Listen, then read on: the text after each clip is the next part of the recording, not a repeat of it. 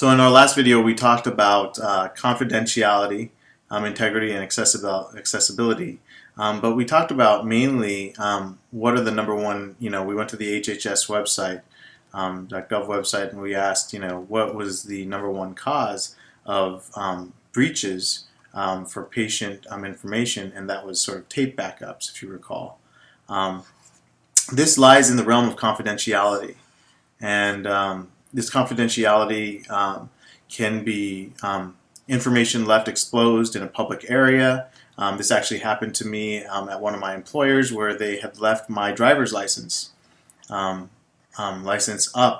on the actual patient portal, including some of my personal information. So this can happen to providers also, which kind of cued me into wanting to get more interested in the security aspect of medical informatics.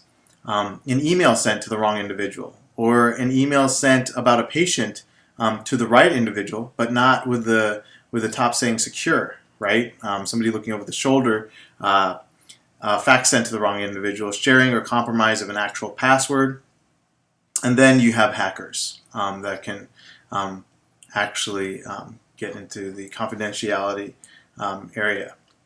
The next thought process is integrity. And integrity actually refers to the ability to prevent data from being changed, and it's the integrity. So we talked about this in another video. So the data has to maintain its integrity of zeros and ones and the bits.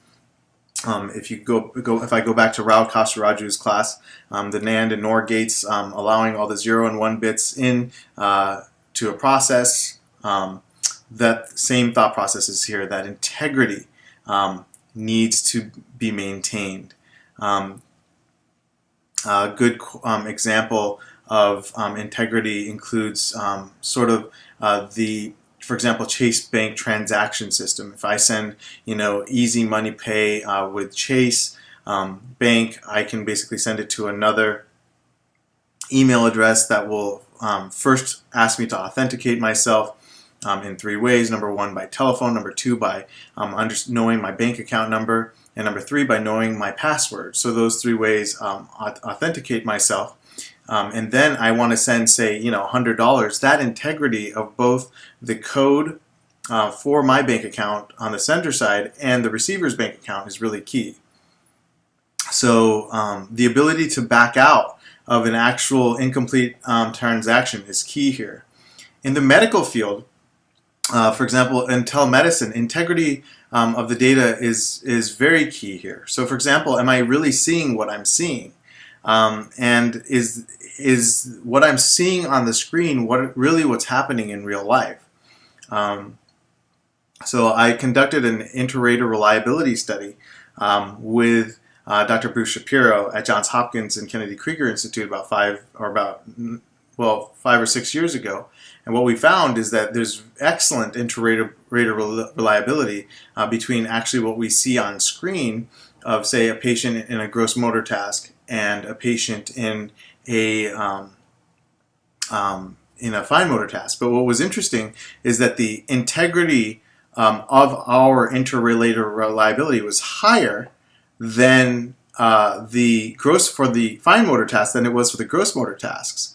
So that's sort of an interesting thing. You would think that the gross motor task would have had a higher thought process. So that's integrity. Maintaining that integrity of that data and maintaining that what you see is actually what you get. Availability of data is pretty obvious. You need to be able to access the data. It could become unavailable at any time. And this basically is secondary to possibly a breach that takes place, or if the system goes down.